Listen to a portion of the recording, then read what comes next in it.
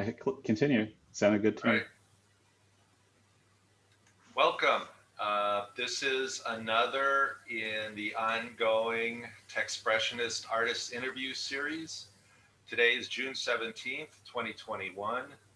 My name is Michael Pierre Price, and I'm a Techspressionist artist out of Phoenix, Arizona. I specialize in abstract, algorithmic, and surrealist art.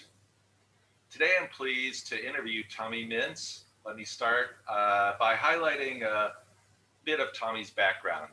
Tommy Mintz grew up in New York City's West Village in the 1980s and 1990s. Tommy now lives in Chelsea with his wife, kids, and cats, and is currently an assistant professor of photography at CUNY Kingsborough Community College in Brooklyn. He earned an MFA from Queens College in 2005 and a BA from Sarah Lawrence College in 1999. He has exhibited in galleries locally, nationally, and internationally. Mintz is an urbanist of the Jane Jacobs School of Thought.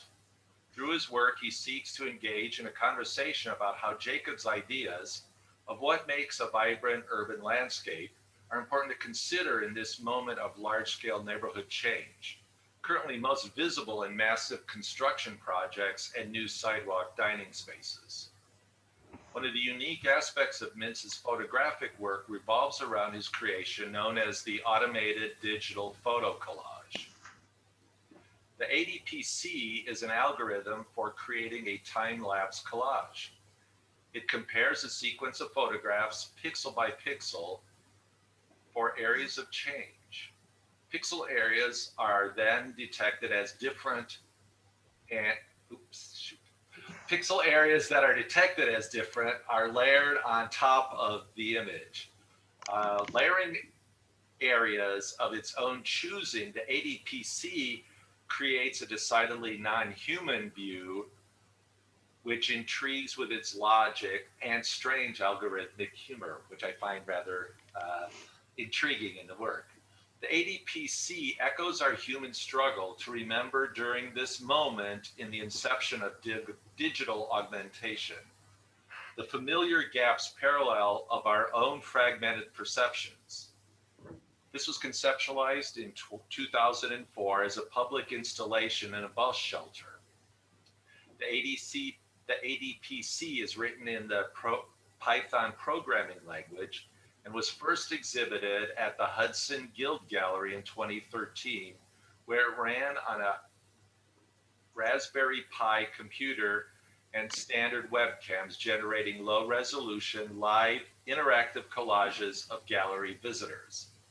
Wow, that's a lot to take in, and sorry for stumbling a little bit on that. But welcome, Tommy. It's really good to see you today, and I'm really excited by your work and you getting a chance to share it with all of us.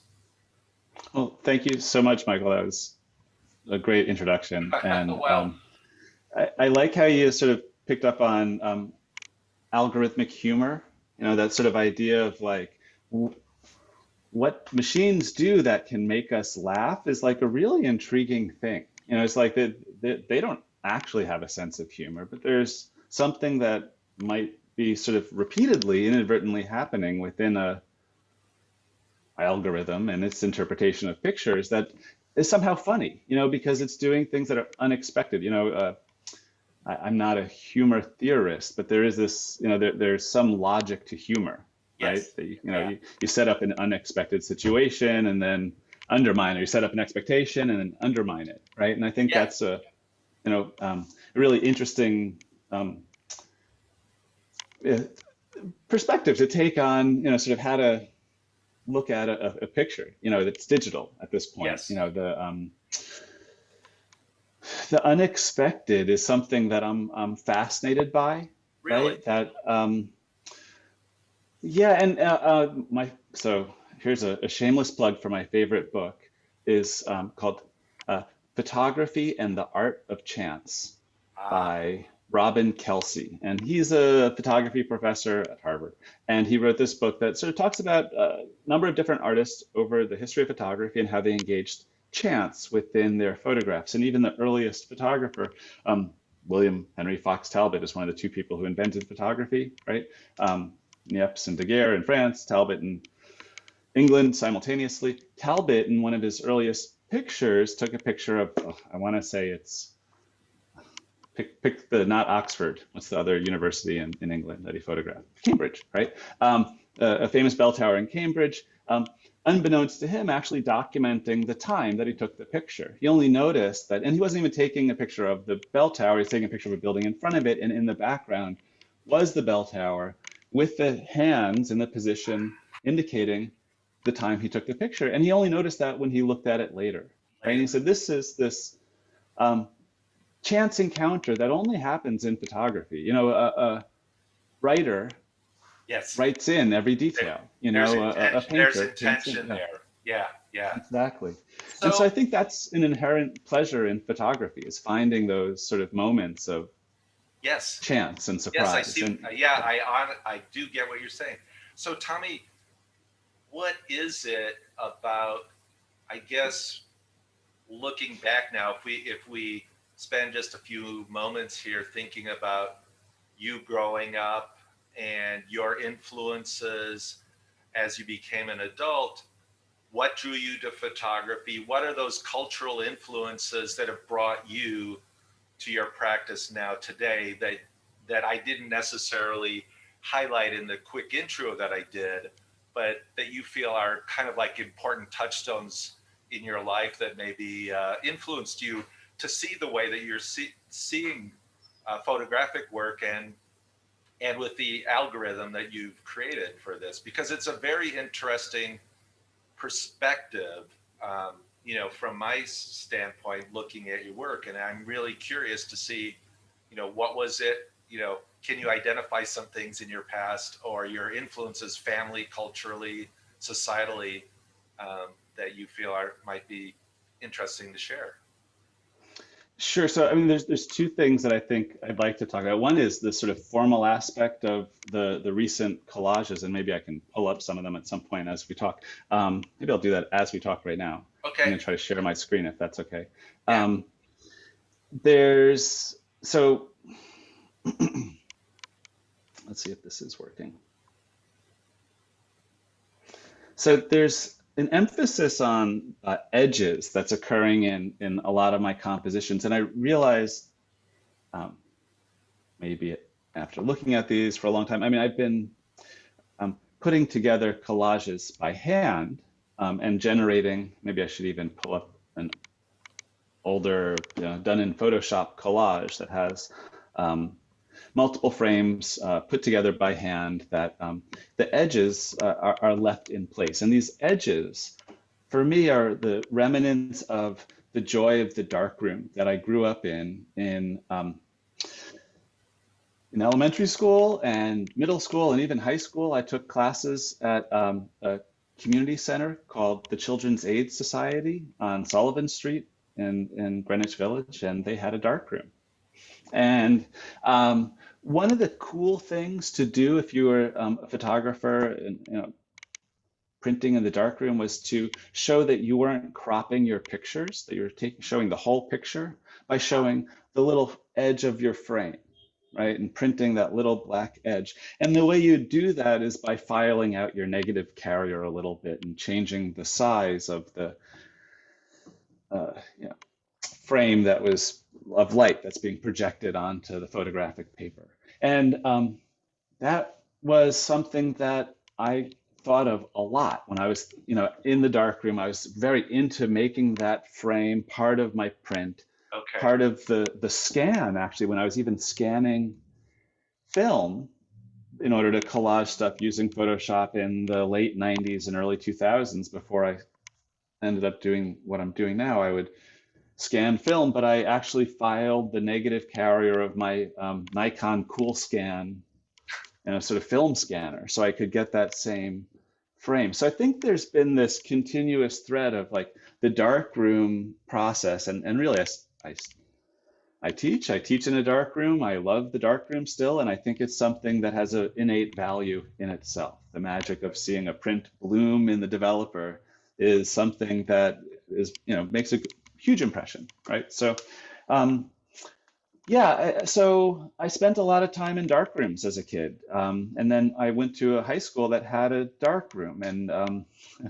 a student-run lab for the yearbook, which I got very involved in high school, and Okay. spent a lot of time just taking pictures of casual photographs for these pages in the yearbook that were just sort of pictures of people going about their day. I would do that not just in high school, but also sort of outside of the school, in streets surrounding and just hanging out after school. And I ended up just being a person who had a camera all the time and feeling very comfortable with it, sort of from a very young age.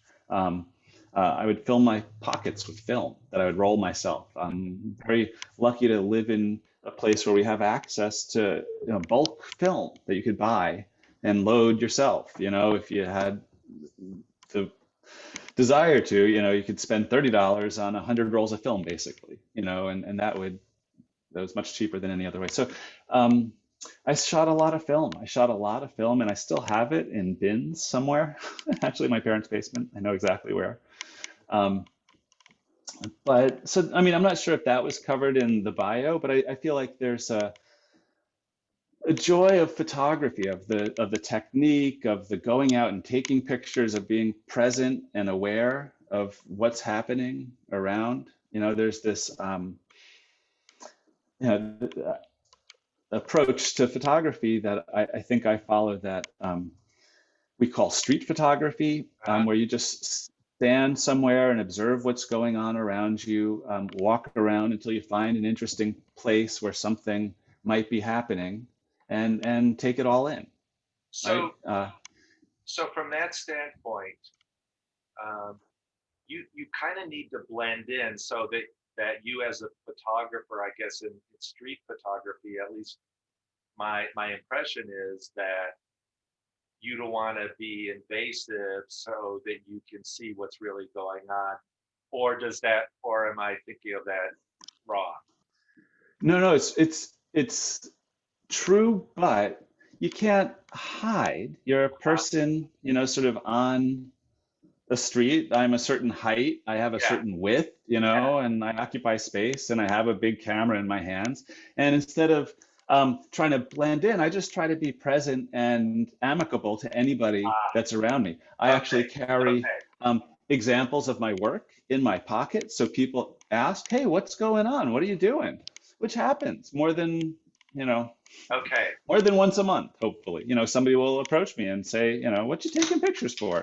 And I'll give them my business card and show them some prints that I have, and maybe That's give them a cool. postcard, and sort of hope to sort of be as welcoming of those interactions as Ah, possible. And I like to be present as the photographer.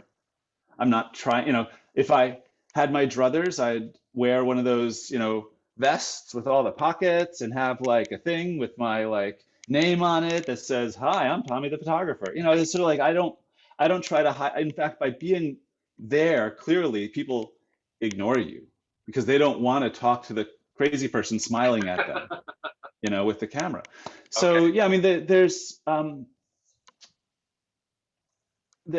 absolutely do want to catch what's going on without interrupting it, but just by being there, physics and everything Yes. says, observation The creates a observer. change, Yes. right? Yes. Um, Okay, cool. Thanks. and I like to acknowledge that, absolutely, in my work. And that said, there's a lot of photographers whose work I admire do try to be as subtle as possible, and I follow that as well. I'm not bringing my camera up to my eye and taking pictures like this all the time. Sometimes I have my camera a little to the side. I'm just holding it and taking some pictures. There's a photographer, Vivian Meyer, Yeah, yeah. Maier, who there's a posthumous documentary about, whose work is fantastic. And in her work, you can see how she takes her pictures because she takes pictures of herself in reflections. And you see that she's just holding her camera sort of at chest height all the time, and people Uh, ignore her. She's there with her camera, and she's not. I mean, maybe she blended in. Maybe she, just okay. stood there and was just, with a bunch of kids. That's another trick. I have kids. Whenever I'm with my kids, people look at them and think, whatever, he has a camera, they're a tourist or Yeah, you something. can't be too So, intimidating, I guess, if you have kids with you. So, so yeah, I mean, I spend a lot of time in places where there's people with cameras anyway. That said, there's places where, so for example, in this one, I was taking pictures um, of this guy's car, a beautiful car parked in front of a landmark in the city, and he came out of a store and chatted with me and asked me, what's going on, and I let's see if we could even zoom in on here. Oh, look, see, there's tourists starting to go around the city. These are portraits of this moment in the city where you have interactions and strange. Here's this humorous algorithmic humor that I think um, I would never make any of these choices, yet I appreciate every single one. I'm not sure if you see this sort of zoomed in moment here. I'm actually behind the bumper of the car that I'm about to talk about. But is my screen share working, Michael? I'm seeing a fellow with a backpack and a mask. I'm Yes. seeing the tail end of the car. Tail end of the car, there's a double-decker bus behind him with no tourists on it. It's a Okay, tour bus. yeah. There's a warning sign. There's clouds that are billowing from um, actually a this is a steam escape pipe. When a steam pipe under city streets bursts, because there's steam that's piped under some streets, they put these pipes up to position the steam to go above pedestrian height so you don't get burned by it. So this is sort of steam to the left and right of this pipe emitting, and the steam is getting layered in ways that is something I would never do. The way that these ladies are sort of half cut out with the bus cut through them, I'm is still, something that I think is. Oh, so go ahead. I'm still seeing the screen is kind of blinking, but I'm still Oh, seeing the one of the car and the gentleman. let me see. I'm going to change this share then. I'm Okay. going to try to just share in Yeah, uh, when you were just preview. talking there for a moment about the steam and the ladies, I didn't see that image. It didn't move around. Okay. I was just zooming into different locations. Let me see if this Ah, works okay. better. Hold on one second. Um, so sorry. Let's No, that's try okay. share preview. Okay. So I was taking pictures of gosh, is that like a Chevy? I don't know. I'm not a car person. I just thought it was like beautiful old car. Yes. Um, and the guy whose car it was came out, actually drove away, right? Chatted with me, took my card. We chatted about what I was doing. There he is, little bits of him. Um, Oh, wow. and and actually, there's so much detail in this. You really get more than just little bits of him. When I blow it up large, you can start to recognize ears and eyes and little details. And then when you're sort of looking at these small details, it becomes very abstracted in different places, and I enjoy that a lot. Um, so So there happened to be birds flying past, and the way that they got rendered, sort of that's over one another really cool. in So ways that, how yeah. Sorry, go ahead. how many how many uh, images were captured and over maybe what how long of a time frame in order to create this particular collage? Do you remember? Yeah, so this one was about 36 pictures. That's kind of what I shoot, one, roll of film, if you will. Okay. Um, and um, I might take 5, 10 minutes to do that. I like to let light shift a little bit, hang out in a place long enough. So in this one, actually, the sun wasn't out. This is a cloudy day. Um, but there's an effect that the algorithm has when light is striking from a different angle. It's now a different value in that pixel, and Yes. there's something that occurs that is particular to the way the algorithm interprets pictures, which I enjoy. So I'm trying to take pictures sort of to feed it intentionally things that will be even more interesting. So I'm Right. spending more time in a location waiting for time to pass, in fact, so that the sun will move a little bit further in the sky and the angle of shadows. Let me pull up one that's shot on a sunny day here instead of a cloudy day while we're talking about that. So the angle of shadows will, I'm sorry, go ahead. These are all shot from a tripod? No. They're handheld? Some are, yes. Some are, and is this sharing again now? Did preview start sharing? What's happening here? Sorry. Did I lose you? Michael, you just popped off screen. No, you're back. I'm so sorry. So on some pictures, and the ones I just showed you was not handheld. What I do is, as part of my process, I bring my pictures into, oh, this is sharing. You see the picture with all these bicyclists. Sun, yeah. So when shadows move, right, it sort of becomes a new value. So here we have this shadow cutting through after the person passed by, waited a little longer, the shadow moves and creates these sort of beautiful edges and textures and digital textures too. I mean, because you know that there is a JPEG artifact that can also be detected as like a different thing. You know, when I zoom really far in, you can really see that there's a variety. And here's one of the things that I sort of studied when I was looking at programming. There's different ways that each section of a JPEG is encoded from maybe 32 different gradients, basically, in different directions. Maybe it's 16. I might be wrong about the number. And you know, some are from the center out, some are bottom down, some are left right. And in this, I often see these strange forms that are those ways that the JPEG compression algorithm works, of creating a gradient in one direction or another. So here, you can just sort of see these interesting square forms being generated, you know, in areas where I'm creating a little blur in the compared images, and those overlaps are the edges are sort of these funny artifacts, if you will, of the process, which I you know, you don't see unless you print it really large, you know, which I do. And I've been printing some of these, and I make panoramic, stitching many of them together, and maybe 5 feet tall by 25 feet wide. So, you know, it's kind of life size. That's awesome. And kind of immersive, where you walk into a print and it'll surround you, hanging around you. And I can even show you ways that I've installed that in the past too in a moment. So with some of these images, some of the elements are solid and others feel ghostly. What determines the amount of transparency or solidity that elements in these collages have?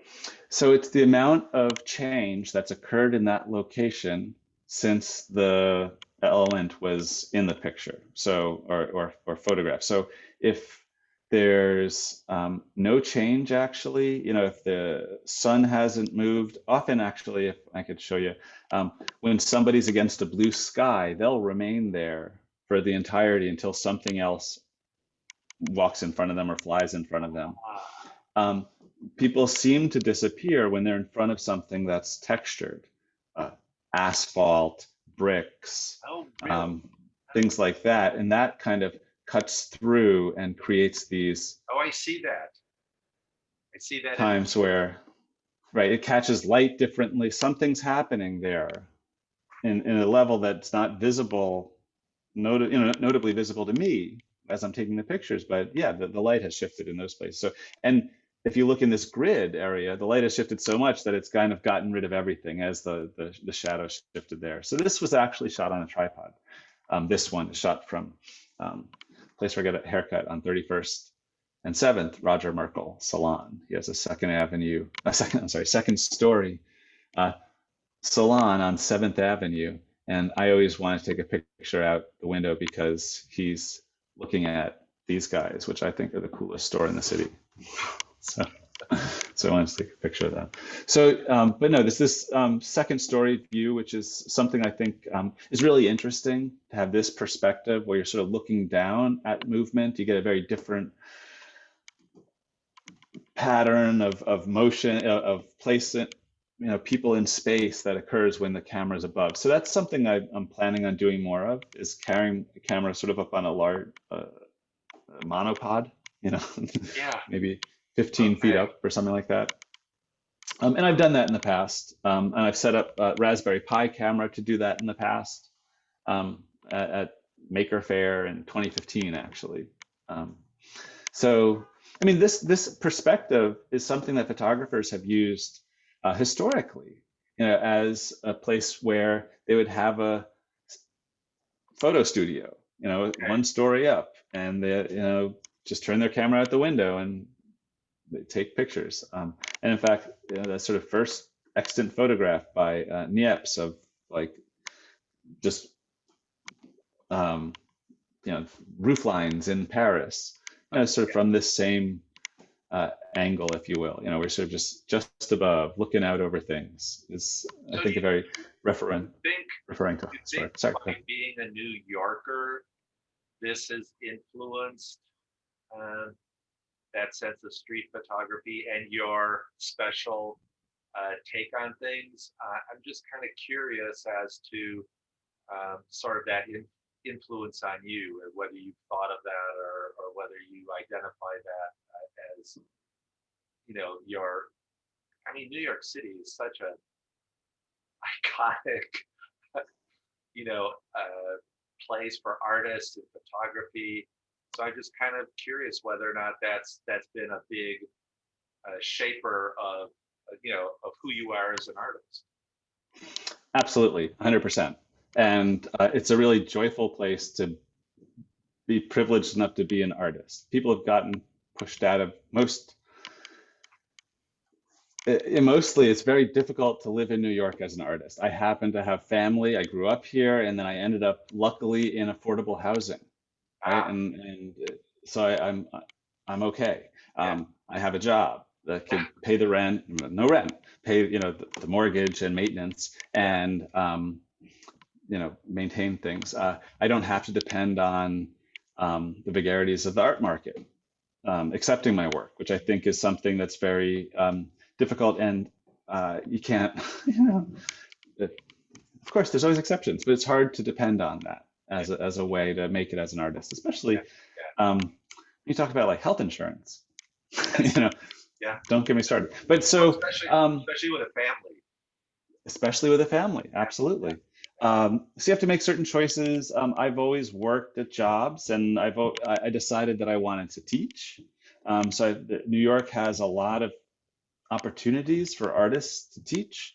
I worked in nonprofit organizations in the South Bronx. I worked in one for many years, teaching, and not just photography, it was technology. I was a community technology teacher in the mid 90s, and loved it. Thought I was going to do that forever, and do that to pay the bills and be an artist. I ended up getting pushed out of that when there was a management shift, and had some time on to think about what I wanted to do. So I went to art school at Queens College in order to get the credentials to okay. teach in a college. I had taught. Oh, so after I left the South Bronx, I taught after school in Harlem, teaching video editing to high school students who were great, but I realized I don't have the energy Okay. or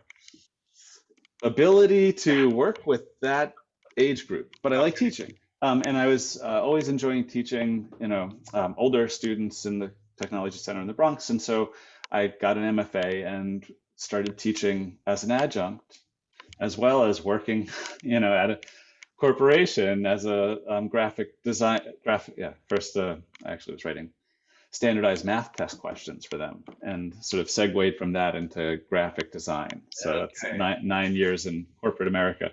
But the New York offers that Yeah. as a place for people to live and work and see a lot of work. I grew up going to a lot of museums. I have memories of going to museums as a, sort of formative ones where I'd see like a Jasper Johns, and that's something that, sticks with me, or especially Red Grooms. I'm not sure if you know the artist Red Grooms, but he has a sort of energy to cartoonish energy that he has in his paintings and sculptural installations Ah, that I find very influential.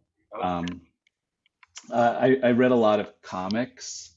I went to a lot of comic book shops as a kid. Also, I mean, that was like is the height of it, I think, right? In the late 80s, early 90s in New Okay. York. It had low enough rent that you could have comic book shops, right? But you had enough people there that would go to the comic book shops. And now Okay. there's too many people and the rent's too high, and there's only Yeah. one Yeah. left or whatever. Um, but you get to hang out and read, and I got into Robert Crumb, who was Okay. probably inappropriate, and that got me into a lot of this sort of 70s underground comic Ah, with sort of thing. So that's also, I think, very much an influence, that energy of like the you know cartoon comic underground zines in okay. general. I was very Okay. into as well. Street art, graffiti, Yeah. I got to see. You know, and also as a young artist, I got to work in very cheap post-industrial space, where we got to Okay. pay, $1 a square foot, Yeah. Yeah. and have hundreds of square feet and just make big prints and be crazy. And that was a really amazing experience. It doesn't happen in New York right now anymore because literally Okay. the building I was in is now a 40-story luxury Oh condo. my God. Uh, Really? It was Wow. a Okay. famous, you know, artist studio space that was there for decades, 30 years, if not longer. And so, I mean, that's the story of New York in a way. Yes. So I feel like I have sort of observed this part in my lifespan, but I also sort of feel like I'm also the sort of child of the tail end of the great era of the 1950s through the Okay. 1970s, when you had that kind of presence of just artists who knew each other. They'd hang out on the Yeah. stoop, and they'd go to the bar. They were just around. They'd paint, and I got to meet, and actually some of my friends are children of famous artists who had studios. I got to visit. Kind of, I didn't even appreciate it in a way. You're like, there's a lot of stuff around Cass's house. Watch out for the Okay. don't step on the porcelain stuff on the floor. And little did you know. So yeah, I think those experiences were very formative and gave me permission, tacit permission, to be an artist as an identity in a way. It's sort of like, oh, people are artists. I That's like that. That's me. that's you. That That I'm drawn to that. Yeah. yeah. That Um, sense of representation is something that gets talked about quite a lot, but it is really a big influence on people, especially kids growing up, is being able to see that this is something that I could be because I see that around me, and that's a big factor. So that's interesting to hear. Do you feel that one of the things that I see quite a bit is that artists, I think, naturally are experimenters and trailblazers in a lot of ways. And I'm just curious, with your work, with this collage work, I see it as really a very interesting innovation. And I'm wondering that the artifacts and just the very AI kind of feel that your work has, how you see that moving forward for you, and how experimentation is an important thing in artists, because not only do I want to hear about you specifically, but I think in terms of this whole global expressionism community, is that sense of, I mean, there's so much experimenting going on, and in a society, I think, especially Western society, that notion of mistakes is frowned upon, and like breaking the mold. Oftentimes, we get crunched into staying inside the mold, and so I'm curious to hear your thoughts on um, I- I have a couple thoughts. I mean, the first thing you're asking is sort of like what's sort of future directions that sort of I'm thinking about maybe as an individual artist. Hmm. I've been thinking about and this is something I've continued to do with this is increase the resolution of the pictures. You know, we're sort of going from megapixel to gigapixel to there's 360-degree cameras that I'm interested in using. There's 3D spaces that I feel like instead of using this algorithm on a pixel, why not a voxel or you know a 3D pixel, Yes, right? yes. And how would that then act or behave? What would come out of that? I don't know. You know, and it's kind of like that. So those sorts of directions are kind of interesting to me as like the technical direction. Okay. Um, as a photographer, I kind of want to just spend more time outside. I want to right now see if my newest Raspberry Pi can process my Canon 5DS Ah, 50 megapixel files that oh it's my generating. The gosh. last time I tried, I used the Raspberry Pi 3. The Raspberry Pi 4 is now out, but it just turned off when I tried to like have it generate something using these JPEGs. You could see like here we're zooming in. I'm not sure if you could see Yeah, that this is like a person's nose and their right. eye.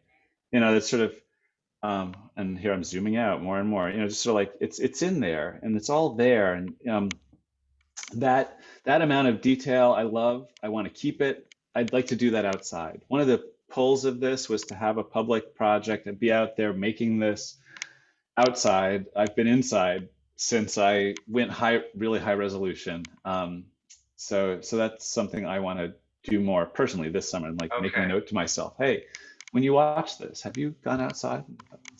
Um, the great. So the other question that you posed, Michael, at the same time is sort of like what's happening in art as we go into like do you want to I feel like I'm gonna maybe not answer the No, second that's fine. question That's fine. you Go asked with where directly.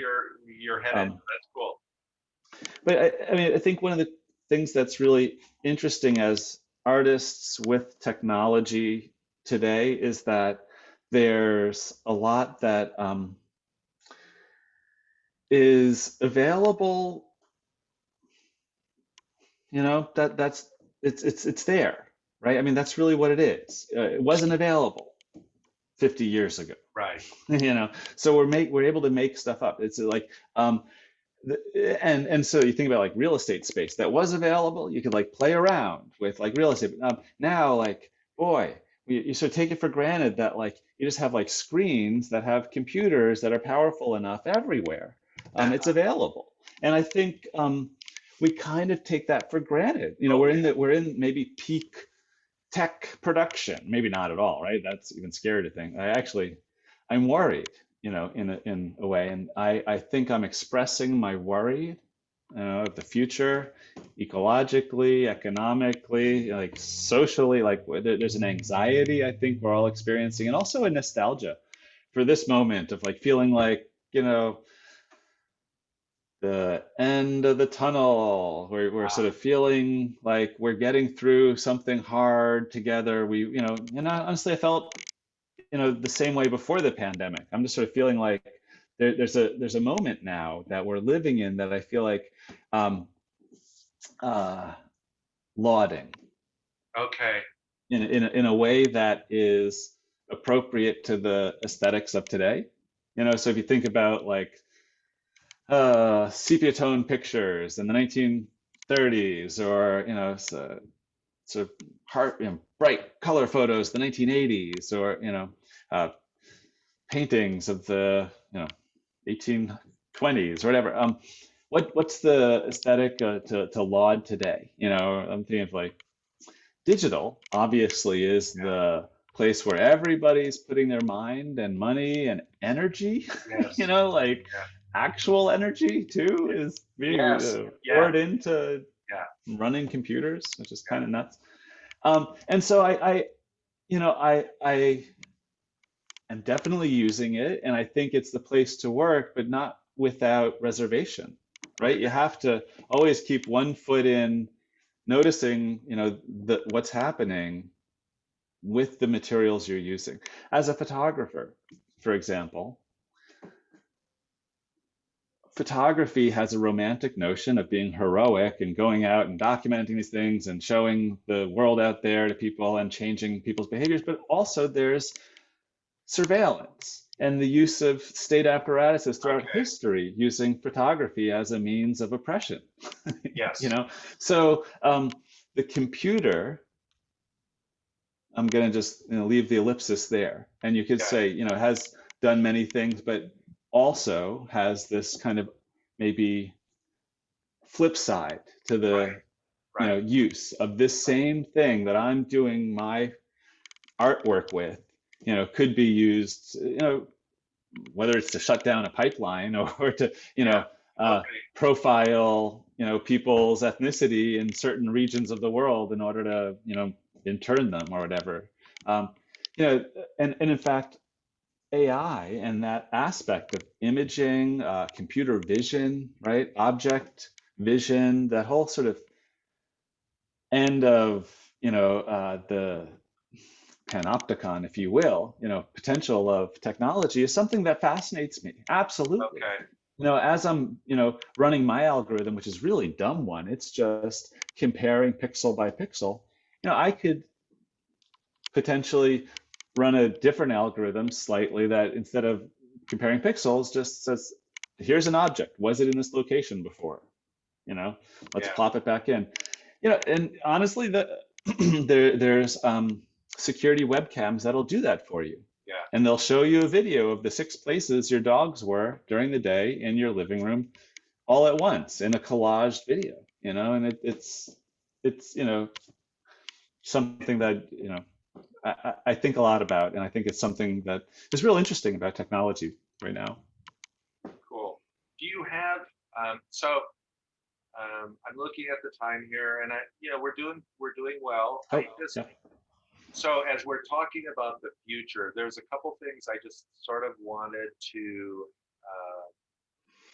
address, and one thing specifically with you, your photographic artwork, your collages, and you as an artist.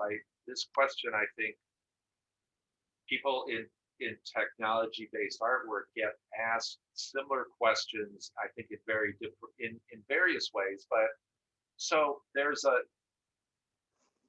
heavy partner in your work on the technology side with your algorithm as an artist, as Tommy Mintz. What control or what guides you in creating that final image that you say, I want to share this with the world? Where does that artist come through that's partnering with this technology algorithm that you created and honed over the years, and you're looking to continue to move forward as you just rightly said, technology keeps expanding and we can do more and more. Where's that artist's eye, that artist's heart and soul that sort of directs what these final images look like? Because that to me really speaks to the crux of who you are, your unique vision that you're sharing with all of us. I think primarily it's just where the lens is placed, right? Any photographer, the primary thing they do is select a subject. They go out and point their camera at what they find interesting. Um, I, I find life on the streets of the city really interesting. Okay. So maybe primarily that energy, the sort of, I don't want to use the word flaneur, like that sort of has a negative connotation of a ne'er-do-well who meanders around the street and Yeah, yeah, just yeah. notices what's going on. But there's something to that moment of like wandering around the city, um, that sense of discovery, of wonder, of surprise, and recognizing, where that might happen, what patterns, what shapes will sort of allow for that to occur, and then pointing my camera at that, staying there, recognizing when things are actually about to occur, because you kind of want to anticipate a gesture, connection, a position of a vehicle or a person. You might notice that there's not that many cars in many of my pictures. There's a lot of bicycles and people. And that's because I choose to take pictures of those moments when those Okay. things are passing by my frame. So I think that's where the artist comes in. It's I also choose when I'm hand holding my camera, and here's another example of that.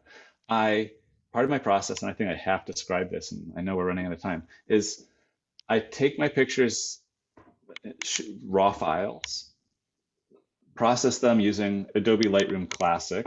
So I, make parts lighter, make parts darker, and then from there, I open them all as layers in Photoshop and then run a panoramic algorithm on them. Or auto align layers is Okay. another way of describing that. It's the same thing, right? Panoramic, it's auto aligning spread out, or Right. here I'm just auto aligning. So I run the panoramic, I actually do, it's called, from Lightroom Classic, I go to Photo, edit in, merge to panorama in Photoshop, and then there's a dialog box that opens, and I just don't blend them together. I uncheck blend together, Okay. and they hit OK, and they just show up as a stack. Now, actually, I'm sorry, there's one more step. I choose the projection. I could have the pictures either just slid left and right, up and down. They can be skewed to change perspective, or warped with like a bulge. And I've been working with that choice. How do I want to? And here's one that's kind of fun. Let me see if I can pull this up. One last picture is a good one to end on too. This is one of the most recent ones. Um, how does that edge, that frame that I really pay a lot of attention to, um, behave when it's run through these different and I understand the algorithms. I understand Yeah. what they're trying to do, which is straighten lines, and there's sort of a Yeah. thing Yeah. that I'm enjoying sort of logically, but there's also an aesthetic to it that I think for me goes back to that moment of filing my negative carrier in the dark room in the Children's Aid Center, and So, printing those frames. so for instance, in this image that I'm seeing, it looks like we have like the Monopoly guy on the side of the building there. But what's interesting is it looked like the building that's off to the left, the lighter building, is vertical, and then you've got this sort of curved aspect to the image overlayered on there. So my question is, and I don't necessarily need for you to get too technical here, but as an artist, you're making those choices to say, I'm assuming this image could have looked a lot of different ways, that you found this something pleasing to you, or that spoke to you, or that you felt like really showed this off in the way that made the most sense to you. Am I kind of interpreting that correctly then? Okay. So Absolutely. And yeah, there was okay, many cool. versions. There are many versions that I could show you if my work drive ever shows up again. I could show you all the versions that it iterates through to get to this point that I shuffle through. I can step back and add layers back in at any point and rearrange them. Okay. I can absolutely do that. Um, I sort of run them in a default sequence, and then if I want something to be more prominent, I can just say, hey, add this layer back in, add this layer back in, and I just sort of type that into my algorithm, and it does it. So so in a lot of ways, that seems to me to be a very, that's kind of emblematic or sort of characteristic of a lot of technology based artists, is that we sort of partner and utilize our tools that way, that they can create aspects that we would not be able to normally do as a human being, But as hopefully the creative genius of our humanity, we get to then say, this is the way I want to assemble these parts into something that's a final image that really says something about who I am and what I want to share with other people. I don't want to put words into your mouth or necessarily, like express your thoughts innately, but I just see that there's a very robust core to a lot of the technology-based artists that we're all working through in our own way that we express, and that's the expressive part of the expressionism that I think is really that sense of community that we all sort of connect to one another and we recognize in each other. Yeah, and I think there's an interesting tension that we get to play with of like what, because it is a cold process and not a very human thing, and we're bringing the human emotion warmth to it somehow. And I think Okay. that's a really interesting question always, is, where is that coming from, right? Is it the artists? Is it, and I like to also think about like Jackson Pollock strip paintings Yeah. are easily sort of like, oh, is it really the artist? Or is it the technology he chose of a Right. can and Right. just knows to swing it around? Yeah. I mean, probably, some of both, right? Yeah. So, um, I think actually, uh, as much as I've spent a lot of time in museums, I never really thought of myself as a abstract expressionist at all, right? I admire them. I like de Kooning a lot. Don't get me started on, um, I won't get started on, but I do think that there's a way that the sort of use of technology and expressionism, it has a really interesting parallel to that sort of pushing of technology and painting. And Yeah. and I like that um, uh, metaphor or analogy, that we could use of describing how as artists we're approaching these technologies in a way that we recognize in others, like de Kooning and Pollock were using, really, they're doing totally different things, Yes. right, with their paints. But they were doing totally experimental things with their Yes. paints and recognizing that they were both doing totally experimental. And so I think that's a really wonderful sort of set of artists to look to, even if you don't have them in your life, just sort of having them in the past, being exposed to them, knowing that like, here's two artists, what happened, or Precisely. just, it Precisely. doesn't have to be them even, of course, you could really, I think that's one of the fun things about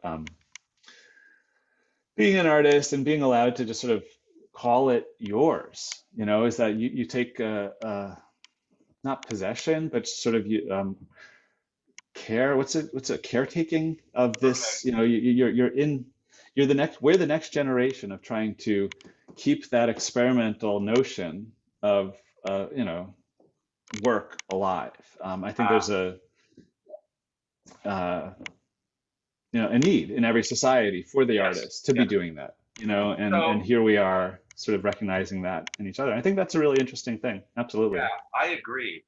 Um, if you don't have anything more that you want to show, why don't we go back to the uh, but if you do, please do. Uh, I just figured if we're going to wrap up in the next few minutes that we could do it just, with both of us back on full screen here. Did that work? Did I Yeah, yeah. pop us back on? So, do you have any final thoughts that you would like to share, or that I think that you started alluding to a little bit, but this is sort of I think a couple of questions that we tend to end the artist interview uh, series segments on, and that's sort of where you see the future kind of art headed, but also what is it about expressionism, or what brought you into the fold, if you will, or into the community, and what are you finding valuable in it? Because I think it's um, I think it started during a unique time during the pandemic and everything, obviously, but it's a growing community, and it feels like there's a lot of buy-in from the artists.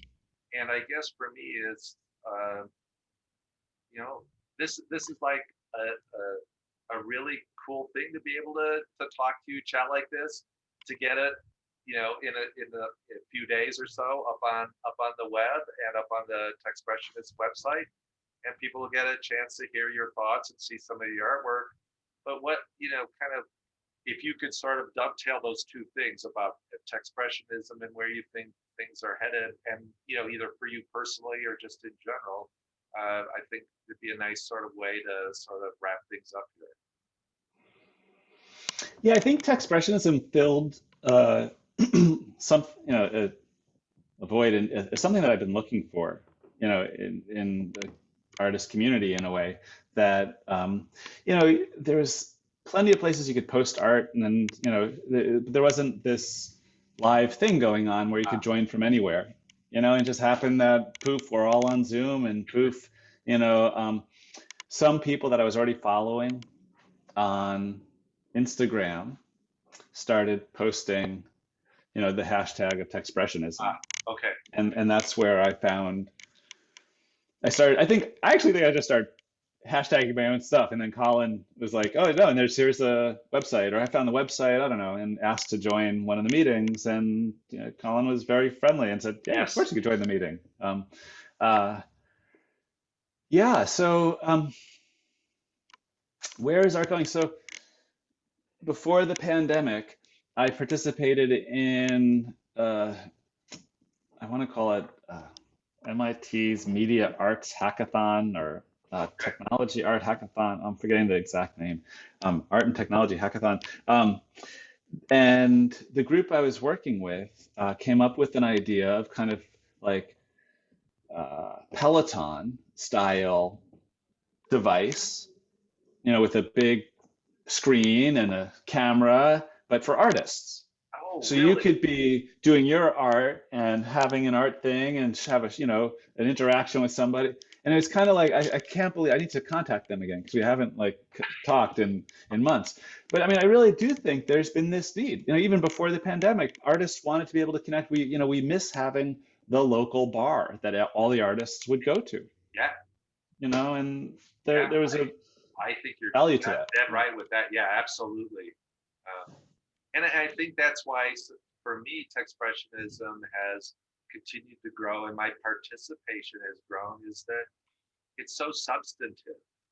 I really feel like we're all really realizing just how we meet each other, how we grow from each other, and and we are all so different. I mean, I just think that the points of view are different, the art styles are different, but there's this genuine common thread underneath it all that that we're really, really connected through. So And I think all those differences are what make it so interesting. yes. If everybody was doing the same thing, boy, that would not Right. have the same energy. So Well, Tommy, I've really enjoyed this time. I know that you've got a lot of interesting things happening, and I look forward to your sharing on the salons that we have every other week or so.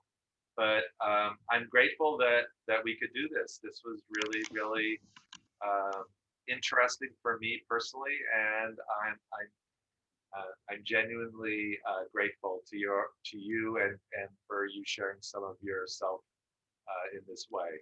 So thank you. thank you, Michael. I am flattered, and really, Cool. the pleasure's mine. All right. Awesome. Well, I guess we're going to wrap things up here. So thanks, Tommy. Excellent. Thanks, All right. Michael.